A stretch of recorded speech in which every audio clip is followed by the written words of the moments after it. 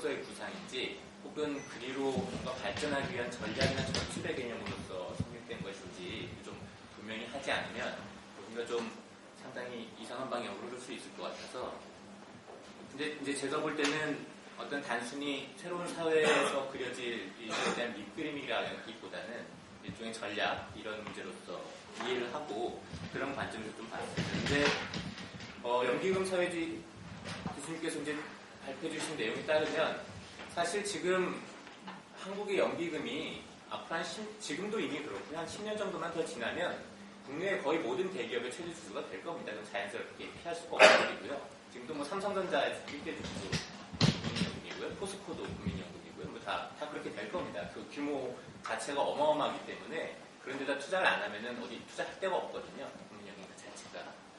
따라서 만약에 그런 상황을 우리가 가정을 한다면 그 다음 문제는 연기금 운용을 누가 할 거냐, 어떻게 할 거냐 이 문제밖에 안 남는다고 생각을 하거든요. 연기금 사회주의 구상이라는 측면에서 본다면. 근데 만약에 그 연기금 운용을 완전히 자유롭게 그것도 어떤 진보적 관점에서 할 수 있는 연기금 운용의 주체를 만든다면 그럼 과연 누가 될 것인가? 어떤 정치적 합의로 가능할까? 제가 볼 땐 전혀 그렇지는 않습니다. 그러면 아주 급진적으로 생각해서 국민연기금 운용위원회 의장을 선출직으로 한다? 그러면은 사실 거기서 굉장히 큰 딜레마가 생기는데요. 대통령 선거하고 이 선거하고 어느 게 더 큰 선거가 되겠습니까? 운영하는 재원 측면에서 이 돈이 훨씬 커지거든요. GDP를 몇 배가 될 정도로 앞으로 커질 텐데, 따라서 그 점에서 약간 좀 현실적 고려가 좀 부족한 것 아닌가라는 생각이 좀 듭니다. 따라서 그러니까 이 연기금 자체를 자유롭게 활용해서 그것으로 재벌들을 소유하고 해체하고 사회화한다는 가정 자체가 약간 좀 무리수가 있지 않은가 그런 생각이 좀 듭니다. 그리고 두 번째로는 만약에 실제로 그렇게 된다고 하더라도 이 국민연기금 운용의 주체가 될 그 세력이 실제로 이런 일에 착수하게 될 경우에 어떤 일이 될까를 한번 좀 생각을 해보면 이런 일들이 벌어질 겁니다. 그러니까 지금 뭐 돈으로 쌓아놓고 있는 게 아니지 않습니까? 아까도 잘 설명해 주셨던 것처럼 채권으로 많이 보유하고 있는데 이거 팔아서 주식 사야 되는 거거든요. 그러면은 국채 다 팔면 그게 사실 이 국가, 대한민국 정부에는 재정 적자로 떠안게 되는 거고요. 그러면은 화폐 가치 하락부터 시작했고 주식시장 전반에 하여간 뭐 어마어마한 일들이 벌어질 겁니다. 그런 수백조 원이 갑자기 움직이기 시작하면요. 그리고 그런 것들이 진짜 엄청난 작전을 세워서 비밀 작전 하듯이 어느 날 한 방에 이렇게 확 추진하지 않으면 이미 기관 투자자부터 시작해서 대부분의 대주주들은 그 사실을 알고 있을 거고요. 거기서 자신들 수익을 남기기 위해서 뭐 주식을 그 전에 팔아치우든 채권을 그 전에 어디로 딴 데도 옮기든 이런 일들을 벌일 거라는 거죠. 그러니까 이거는 사실 그렇게 아주 스무스하게 진행될 수 있는 그런 계획으로 보이지는 않습니다. 세 번째로는 그렇게 해서 그러니까 제가 좀 너무 근본적인 가치들을 자꾸 건드리니까 문제가 되긴 합니다만 이런 애들이 다 어쨌든 순탄하게 혹은 우여곡절 끝에 진행이 돼서 이 재벌 기업들을 연기금이 소유한다 할지라도 그렇다고 해서 또 문제가 해결되는 거 아니에요. 왜냐하면은 2000년대 초에 미국의 엔론이라는 기업이 파산할 때 벌어졌던 일처럼 이 어마어마한 연기금을 쏟아부은 삼성이 망하면, 그러니까 지금 한국이 그리스 같은 상황이 될 수 있다는 가능성을 얼마나 높게 보시는지 모르겠습니다. 그런 일이 벌어진다면 그냥 연기금 자체가 깡통되는 거거든요. 그러면은 뭐 재벌 기업에 사유하는 고사하고 노인들 연금 줄 돈도 없어지는 그런 일이 실제로 벌어질 수가 있습니다. 그래서 제가 너무 근본적인 문제를 건드리는지 모르겠습니다만은 이 경제 시스템 전반에 대한 어떤 고려 없이 단순히 쌓여있는 기금이니까 이 돈으로 재벌을 이제 인수해서 사회하겠다라는 구상이 실제로는 이 자본주의 체제의 경제의 어떤 지속 가능성 문제 그리고 계속 겪게 될 위기 문제 때문에 사실은 뭔가 우리 자신이 예측하지 못했던 그런 좀 혼란을 우리 자신이 겪게 할 수도 있겠다 이런 생각이 듭니다. 마지막으로 두 가지만 더 말씀드리고 끝내겠습니다. 하나는 이제 사실 이 연기금 사회주의론이 갖고 있는 어떤 핵심적인 약점이라고 한다면 저는 그런 거라고 생각을 합니다만 권력 문제를 사실 빼놓고 있다. 그 점이 저는 가장 치명적이라고 봅니다. 제가 말씀드렸던 여러 가지 우여곡절 끝에도 이런 계획이 실제로 실현될 수도 있을 거라고 저는 생각을 합니다. 만약 권력을 진정한 정치 권력을 장악하게 된다면 말이죠. 노동계급이. 사실 그렇게 된다면은 이렇게 좀 복잡한 방법을 사용할 필요도 없을 테고 좌파의 오래된 어떤 프로젝트처럼 단순히 국유화하는 것으로 정리를 해버릴 수도 있겠죠. 근데 이 문제를 빼놓고 혹은 그것을 우회하는 방식으로 재벌 문제를 접근하면은 사실은 좀 여러 가지 어려움이 생길 수밖에 없을 것 같다는 생각이 듭니다. 사실 영국이나 뭐 스웨덴이나 유럽에서 2차 대전 전후에 이제 국유화 바람이 불었을 때 가장 이제 절정기라고 할 수 있을 텐데 국유화 프로젝트가 대부분 실패했고 아주 일부의 국유화만 남았고 그래서 이제 대부분의 사회민주주의 정당들이 집권한 정부가 국유화 대신에 조세 정책으로 세금을 걷어서 그것을 벌충하는 방식으로 운영을 하다가 이제 60년대 말 돼서 이제 급진화의 바람이 한번 부니까 그때 스웨덴 같은 데서 이제 임노동자 기금안 같은 게 나와서 다시 한번 국유화까지 가면은 또 한번 부딪힐 테니까 좀 우회하는 방식으로 가보자고 했지만 사실은 마찬가지 똑같은 저항에 부딪혀서 좌절됐던 경험이 있었던 거예요. 따라서는 한국에서 이런 구상이 실현되려면은 전후 혹은 60년대 말 유럽 같은 혹은 그 이상의 아르로트의 동력이 엄청나게 끌어오르지 않으면 사실 그 권력 문제를 회피하기는 참 어려울 것 같다는 생각이 듭니다. 마지막으로 임노동자 기금과 이제 비교를 해주셨는데 저는 약간 그 임노동자 기금의 현재적 의미를 너무 이렇게 단순화해서 얘기하신 게 아닌가 싶습니다. 왜, 어떤 부분이냐면은 그러니까 노동자만 다 갖겠다라는 얘기가 현대 사회에서는 좀 적절하지 않다 이런 말씀을 해주셨는데 사실 임노동자 기금만이 제 시대 당시에 스웨덴의 임노동자라는 건 거의 자본가 제외한 거의 모든 국민을 뜻하는 것이었고요. 그리고 심지어 한국에서 이런 일이 벌어진다 할지라도 그게 어떻게 국민의 압도다수를 차지하는 노동자들이 사실상 사회화를 뜻하는 것인데 그래서 노동자들만 다 먹겠다는 얘기냐 다른 피해가 계급에 대해서는 무시하는 거냐 이렇게 얘기하시는 거는 좀 단순하게 말씀하시는 것 같다. 사실 오래 전부터 막스주의자들이 노동계급의 중요성을 제기한 것은 노동자들이 다 먹고 떨어지자 이런 얘기라기보다는 이제 레닌이 표현했던 것처럼 노동계급이 민중의 훈훈반이 돼서 자본가들로부터 그것을 빼앗아서 모든 피어간 민중에게 분배해야 된다는 의미도 얘기했던 것 같은데 그런 좌파의 어떤 전통적 의미에서 비춰보자면 임노동자 기금에 대한 교수님의 비판은 부적절한 게 아닌가 생각합니다. 마치겠습니다.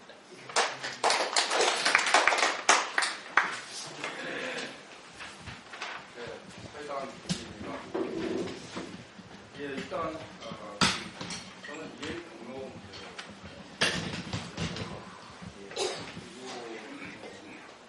지금 현재 2008년 이후에 공항이 1970년대 공항에 기여하는 겁니다. 10년, 5년이나 앞으로 5년 정도가 더 흘러가야 새로운 제안들이 나왔죠. 그것은 분명히 신자유주의가 아닐 것이다 하는 신을 가지고 했습니다. 좀 크게 해줘. 예. 목소리 좀 크게 안 들려. 네, 그런데 이 2008년 이후부터 그럼 향후 5년까지의 정책의 중심은 대안에 대한 문제점이 있다고 봅니다. 그래서 이것은 역시 어떤 반자본주의적인 운동 역시 이 대안 문제에 기여하는 것이라고 보고 그런 섬세하게 구성된 대안의 제출 역시 여기에 기여하는 거라고 봅니다. 아무튼 5년간의 침체기가 있고 앞으로 5년간의 침체기가 또 있습니다. 그리고 도달할 사회가 저는 사회주의일 것이라고 확신하지 않습니다. 즉 자본주의 하에서 굉장히 전반적인 사회화 분명히 진행이 될 것이다. 이런 추측들이 다소 가능한 거 아닌가. 그리고 그와 같은 전반적인 사회화 국면, 이것은 격렬한 계급이 촉발할 것이다. 그 역시 결코 평화롭지 않을 것이라는 겁니다. 그러나 제출돼야 되는 대안은 자본주의 하에서 사회화를 어떻게 촉진할 수 있는 것인가라는 대안이 제출이 되어야 비로소 계급투쟁이 격발할 수 있다. 저는 이렇게 생각합니다. 그래서 예를 들어 순환투자 구조를 이용해서 지주회사의 지배주를 획득한다든지 무배당 선언을 한다든지 소액주주 피해 보상을 한다든지 기본소득을 지급한다든지와 같은 상당히 사유실험적인 그런 경우 설정은 그 나름대로의 전술적인 가치를 가진다 이렇게 봅니다. 두 번째는 이와 같은 모든 일을 하기 전에 즉 여기 써있는 대안들을 얘기하기 전에 우리가 선별 대안을 제출해야 되는데 그것은 아까 채권 문제도 말씀드렸지만 이 금융시장 질서에 대한 재편이 필요합니다. 즉 규제, 사회화, 과세 이 세 가지 수단, 동원할 수 있는 수단을 통해서 금융시장 질서를 일단 바로 잡아야 채권 매각을 통해서 추가 증권을 한다든지 이런 일도 가능할 것이고 예전에 쓴 논문에는 박노한 교수가 다뤘지만 이번에는 뺀 문제, 기업 부채의 주식 전환 문제 이것도 반드시 같이 가야 손쉽게 이건 아까 말씀하신 것처럼 마구 팔아댈 수 있는 문제가 아니기 때문에 기업 부채를 갖다가 이거 다 금융이 갖고 있는 것인데 주식으로 전환하는 방식들을 겸용한다 그러면 실제 이와 같은 사회와 경로와 과정들을 받아갈 충분한 물적인 힘을 정치 공동체가 가지고 있다. 이 정치 공동체의 형식적 주권을 부르주아들이 가지고 있을 뿐이지 정치 공동체가 가지고 있는 것 같습니다. 이거 활용해야 된다고 생각합니다. 더 나아가서 지배구조 문제에 대해서 아까 장학순 동지도 말씀을 하셨는데요. 저 역시 최소한 독일의 운동결정권 정도로 그 기업에서 일하고 있는 노동자가 50% 가져야 된다고 봅니다. 경영에 50% 참여해야 된다고 봅니다. 그런데 이것을 이해 당사자 자본주의식으로 즉 5, 60년대 형성이 돼서 자본주의 황금기의 사회주의 모델식으로 이렇게 고정적으로 바라봐서는 안 될 것이라고 봅니다. 왜냐하면 그렇게 바라보는 모델의 궁극적인 이 도달점은 노동자 자주경영입니다. 그런데 이 노동자 자주경영은 100% 경영하는 겁니다. 그것은 단위 사업장의 노동자가 100% 경영한다는 것입니다. 그것은 어떤 환상이 있는가 하면 이중 주체성 문제를 강구하고 있습니다. 인간은 보편이고 특수입니다. 저는 개인이고 한 공동체의 소수원입니다. 이 문제는 섣불리 이것을 해소할 수 있다는 환상을 가진 게 과거의 사회주의라고 저는 봅니다. 따라서 막스가 말하듯이 자유로운 개인들의 연합이라 그러면은 이 지배구조 문제에 대해서도 예를 들어 독일식의 노동결정권을 도입을 할 때 40%죠. 49%가 노동조합이 가지고 51%가 회사 사부가 가지고 있는데 이 51%를 사회화하는 것이고 그것은 연기금을 통하건 아니면 기업 부채의 주식 상환을 통하건 전체 사회가 51%를 가는 것입니다. 그리고 거기에 있는 노동자, 노조가 49%를 가는 것입니다. 그러면 거기에 있는 노조 조합은 어떻게 되느냐? 분열이 있을 수밖에 없습니다. 장혜영 동지가 얘기하듯이. 그 분열은 그럼 나쁜 것이냐? 저는 나쁜 게 아니라고 봅니다. 그와 같은 이중 주체성. 나는 하나의 공장의 조합원으로서 자주 경영을 하고 있고 또한 나는 이 공동체의 사회 구성원으로서 연기금에 대해서 운영에 대해서 어쨌건 국민의 일원으로서 한 표를 행사할 수 있다. 이런 이중성을 우리가 인정하고 기업의 지배구조를 짜야 국가사회주의적 오류를 벗어날 수 있을 것이다 라고 생각합니다. 그럼 연기금 그 자체의 운영은 어떻게 해야 되느냐? 뭐 뽑을 것인가? 대통령식으로. 대통령보다 훨씬 더 강력한 권력이 있을 것인가? 이거 간단하다고 봅니다. 어떤 계층별 혹은 계층 연합적인 구조화를 하고 봅니다. 예를 들어 청년층 650만이라 그러면 650만에 대한 어떤 선출을 할 수 있는 것을 두고 소상공인이 600만이라 전세 자영업자 600만이라고 600만을 주면 되는 거고 비정규에 대해서는 그만큼 인구 분포 상황에 배분을 주면 되는 것이고 이것을 더 작게 나눠갈 수도 있습니다. 그렇게 해서 민주적 운영 구조를 채택할 수 있다. 충분히 그렇게 생각이 들고요. 그럴 때 그것은 의회가 선출하는 그런 방식이 아니게 됩니다. 사실상 과거에 국가사회주의자들이 하려고 했던 소비에트가 되는 것이고 계층별 평의회가 되는 것이고 그런 방식으로 해서 정치 공동체의 경제적인 확장 이런 것이 필요하다고 봅니다. 마지막 제가 하나 빼놓은 게 있는데 뭐였는지 잘 생각이 안 나요. 끝나면 또 기회 드리겠습니다. 금방 마치겠습니다. 예, 신에 대해서 가보적인 것 우선 제가 좀 늦게 와서 많이 말씀을 드리고요. 늦게 오는 바람에 우리 강남원 선생님 발표를 듣지는 못했습니다. 아침에 어젯밤에 보내주신 일요일 아침에 제가 잠깐 읽고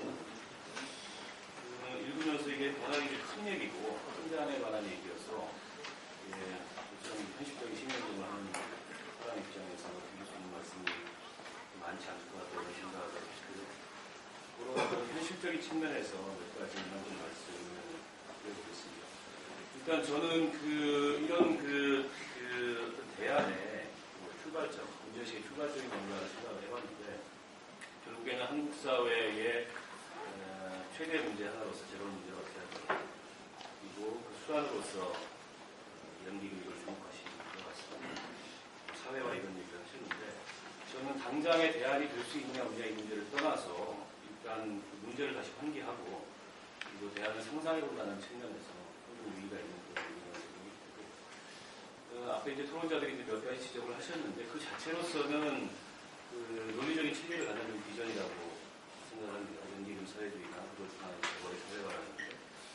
다만 이제 특히 이제 저처럼 구체적인 어떤 개혁에 대한 고민하는 사람들 입장에서는 그 사회 발전의 어떤 궁극적인 미래라기보다도 글로 가기 위한 징검다리를 어떻게 놓을 거냐 이런 데도 관심이 많은데 그런 점에서 여기까지 좀 말씀을 드려보겠습니다.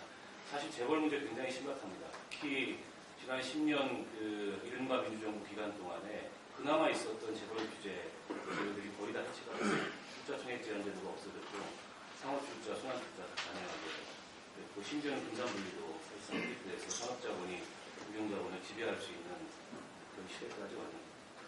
저는 차기에 어떤 정권이 들어설지 모르겠지만 차기 정권의 최대의 딜레마이자 과제는 재벌을 어떻게 다룰 거냐.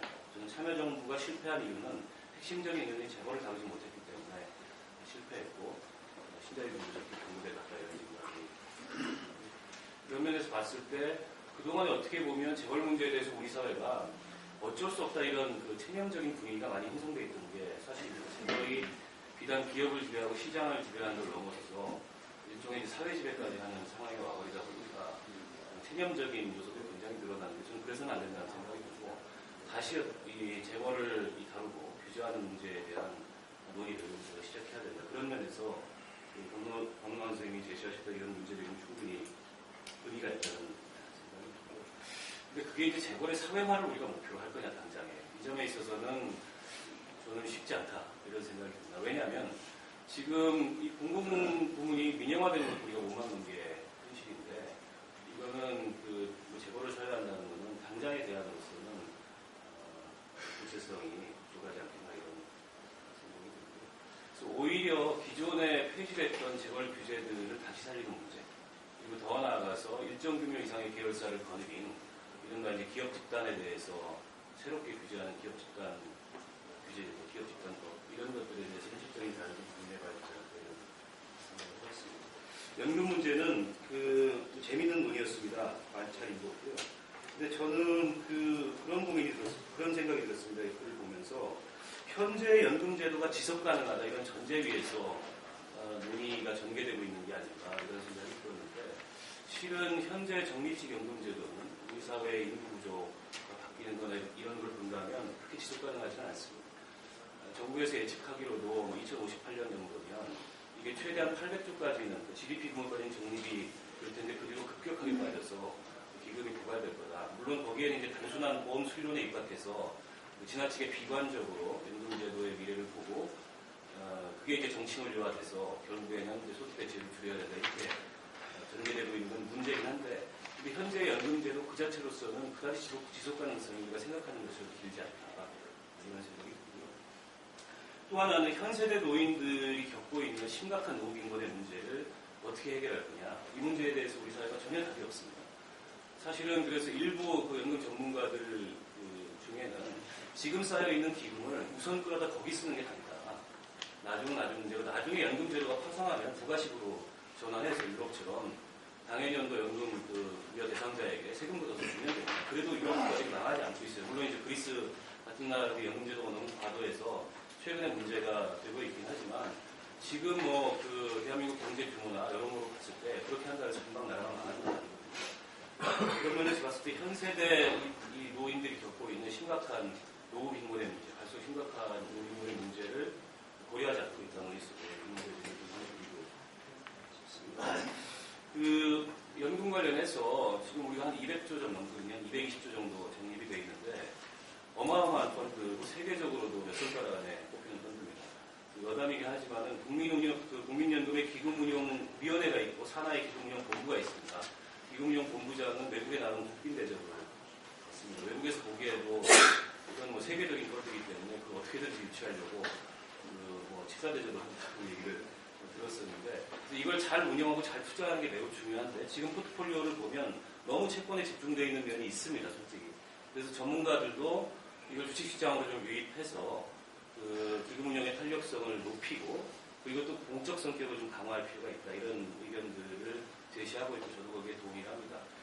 그 과거에 이제 뭐 참여연대 소외주주 운동하고 이럴 때도 그 국민연금 쪽하고 굉장히 많이 접촉을 했는데 뭐 지금은 전혀 뭐 국민연금이 그런 공적 기능을 못하고 있고 심지어 자기가 가질 수 있는 의결권마저도 적극적으로 행사 안 하고 있어서 사실상 아무런 역할을 안 하고 있는데 저는 뭐 그걸 어떻게 바꾸느냐 우선은 그래서 지금 갖고 있는 지분만으로라도 실은 그 기업의 지배구조 문제나 여타의 이 기업의 사회적 책임과 관련돼서 이행할 수 있도록 강제하는 역할을 국민연금이 좀 해줬으면 좋겠다.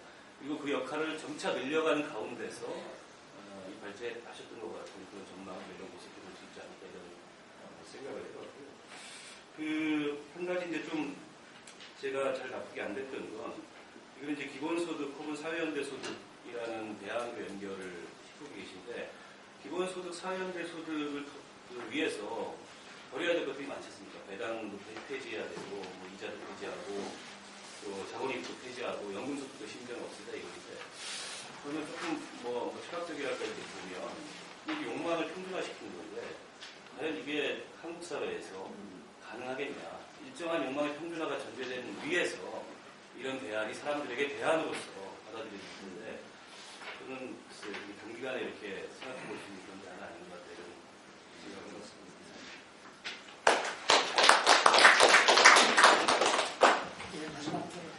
네, 안녕하십니까. 사회인권대에서 일하는 사람이라고 합니다. 그 시간 관계상 뭐 빨리 말씀드려야 되기 때문에 요점만 간단히 말씀드리겠습니다. 다소 이제 요점만 말씀드리다 보면 좀 투박하게 제 의견만 일방적으로 말씀드릴 부분도 있는 것 같은데 시간 관계상 가만히 주셨으면 좋겠고 우선 재벌을 선진화시킬 뿐인 재벌 해체가 아니라 실질적인 노동자 민중들의 재벌에 대한 통제와 실질적인 사회화가 대안이 되어야 된다는 기본 전제에 대해서는 광노한 선생님이나 적어도 이 자리에 오신 분들은 대체로 다 합의를 하는 핵심적인 내용이 아닐까 생각이 들고요. 하지만 이제 광노한 선생님이 여러 가지 이제 굉장히 광범위하고 근본적인 대안들까지 쭉 이렇게 말씀해 주신 부분에 대해서 간단히 몇 가지 이제 제 의견을 말씀드리자면 첫 번째는 노동자 계급의 헤게모니 없는 국가 지주회사를 저는 연상을 받았어요. 광노한 선생님 의견을 이렇게 듣다 보면.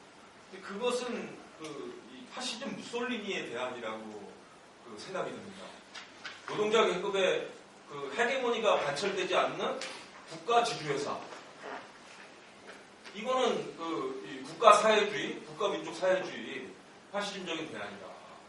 깊이 우리가 고민해봐야 될 부분이라고 생각을 하고요. 그다음 연기금 사회주의라는 말 자체가 이제 굉장히 모순적인데 연기금이라는 것이 자본주의의 최첨단을 달리는 또 금융자본주의의 최첨단을 달리는 부분이고 사회주의라는 것은 그것을 넘어서는 대안인데 이 두 개를 이제 묘하게 플러스 시켜놓은 것인데요. 이것에 대해서 일단 현실 가능성이 있는가? 자본주의 체제 내 안에서. 그 다음에 두 번째로 그러면 자본주의를 넘어서는 대안으로서는 운동적인 이념적인 어떤 의미가 있겠는가? 이 두 가지를 살펴봐야 된다고 생각을 합니다. 우선 제일 먼저 우리가 짚고 넘어가야 될 부분은 주주권이라는 것과 노동자의 자기 소유인 노동권이라는 것은 현실적으로나 이념적으로 정면적으로 대립한다. 그러니까 주식 가격도 올리고 임금도 올리고 하는 방법은 없다. 임금이 떨어져야 주식이 오르는 것입니다. 그런 상황에서 자본주의가 붕괴되어 나가는 과정이라는 것은 자본주의가 위기를 겪는 과정이라는 것은 이러한 자본주의적 소유권에 기초한 주식이 점점 실종하게 돼가고 노동자들의 이 어떤 삶의 실질적인 어떤 자기 소유와 통제권이 어떤 실질적인 의미를 가져가는 그리고 그들이 힘을 얻어가는 과정이 우리의 해방운동의 발전 과정이라고 생각을 합니다. 그런데 그런 노동운동이 주식을 소유해서 독점자본을 통제한다? 역시 이념적으로나 현실적으로 고민을 해봐야 할 부분이 있다고 생각되는 것이고요. 이제 말씀하시다가 설명하신 부분에 대해서 한마디 코멘트 하고 싶은 거는 진보가 집권을 했는데 그래서 자본주의를 넘어서는 대안을 고민해야 될 상황이 됐는데 자본주의 붕괴 비용의 책임을 왜 진보 정권이 그거를 고민을 해야 되는가? 그러면은 집권 자체가 잘못됐거나 이미 이념이 다른 어떤 세력이 집권한 상태이거나 아니면은 이 문제 설정 자체가 잘못된 것이라고밖에 생각할 수 없는 것입니다.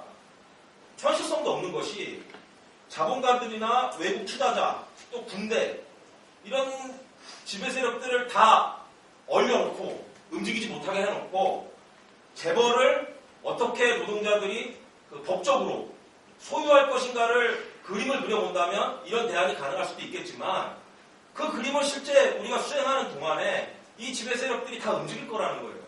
다시 말해서 예컨대 당장 노동자들이 주식을 소유해서 재벌을 통제하려고 1%, 2% 소유주권을 늘려가는 상황에서는 시장의 신뢰가 떨어지고 자본이 도피를 할 것이고 국가적인 재정 적자의 문제가 또 위협을 할 거고 주식을 폭락이 될 겁니다.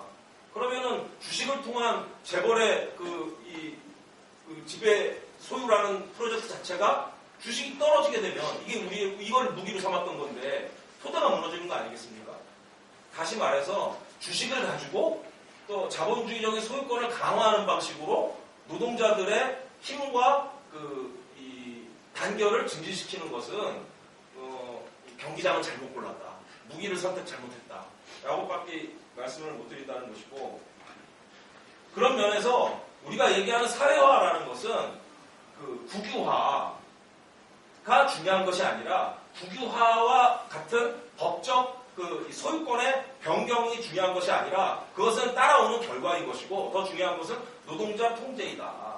노동자 통제와 국유화가 이 실질적인 노동자들의 어떤 해방의 토대가 될 것이라는 것이 기존의 이제 전통적인 사회주의 이론에서 반복을 해왔던 이제 얘기들인데 여기에서 문제는 현실 사회주의나 또는 우리의 많은 어떤 이제 서구 유럽의 삼인주의들이 실패했던 역사를 가만히 곰곰이 다 살펴보면 노동자 통제에 대한 또 계급 여건과의 실질적인 변화에 대한 고민 없이 노동자를 중심으로 한 운동 전략의 발전 없이 이 소유권의 어떤 변경 또는 국유화의 기술적인 방법들에 치중을 하다 보니까 결국에는 이런 운동의 전개 과정에서 거꾸로 노동자 계급의 단결이 해쳐졌다는 것이죠.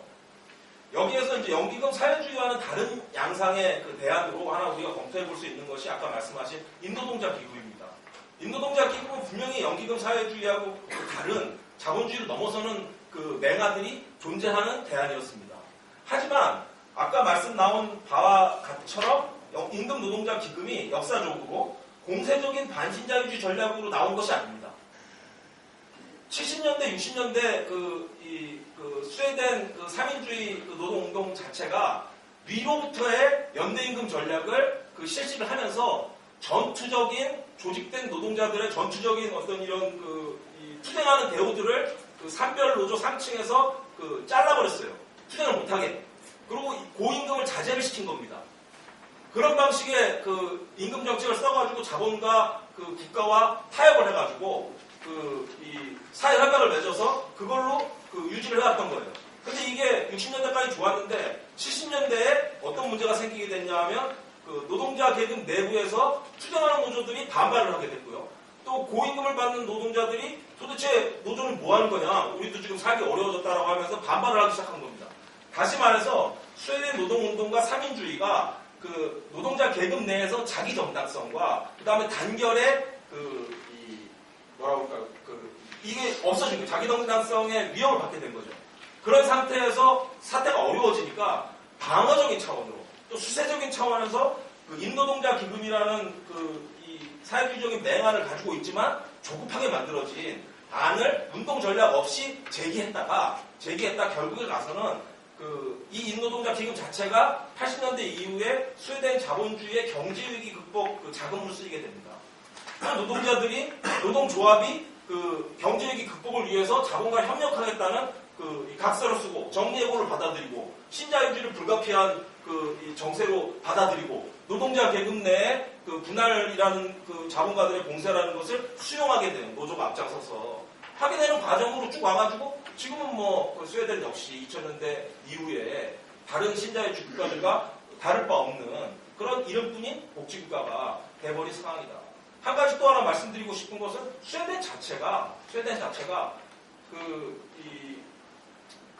자산 진위계수라는 게 있어요. 자산 진위계수. 그냥 진위계수 말고. 그러니까 돈을 가진 사람들의 그 재산 불평등. 세계에서 제일 불평등한 나라입니다. 스웨덴의 발렌베리 가문이라는 발렌베리라는 가문이 있는데 이 가문이 가진 재산이 스웨덴 주식 총액의 30%, GDP의 30%, 주가 총액의 40%인가 그래요. 이건희 가문하고 비교가 안 되는 그 가문입니다. 100년 전통의 그 스웨덴 재벌 가문이에요. 그러한 거대 이 대자본과 스웨덴 노동운동과 삼인주의가 아제국주의적인 이 타협을 몇십 년 동안 내줘오면서 만들어진 게 스웨덴 복지국가고 그것이 후퇴되는 과정에서 이제 더 이상 내줄 것이 없게 되니까 스웨덴 노동운동 타협적인 삼인주의적인 스웨덴 노동운동이 마지막 카드로 그 실질적인 그 계급적 역량 없이 그 실질적인 추대 계획 없이 상층에서의 법제도 개선 안으로 인노동자 기금이라는 걸 내놨다가 된통 두들겨 맞으면서 오히려 신자유주의로 급속하게 빨려 들어간 그런 대안이다. 이런 걸 생각해 본다면 이제 우리가 고민해야 될 것은 실질적인 운동 전략, 자본과 노동 간의 역관계를 역전시키기 위한 실질적인 사회운동적인 전략과 지금 현재 객관적으로 진행되고 있는 경제 위기에 대한 노동운동의 대응 태세를 점검해야 하는 것이 최우선 과제이다. 그렇지 않고 실제 이제 주식을 통한 또는 금융시장의 참여를 통한 어떤 이런 이 정책 대안에 대한 고민 이런 거에 골몰을 하는 순간 다가온 경제 위기 하에서 노동자 계급 내에 불면에 직면하게 된다는 이 생각을 우리가 잊지 않았으면 좋겠다는 말씀드립니다.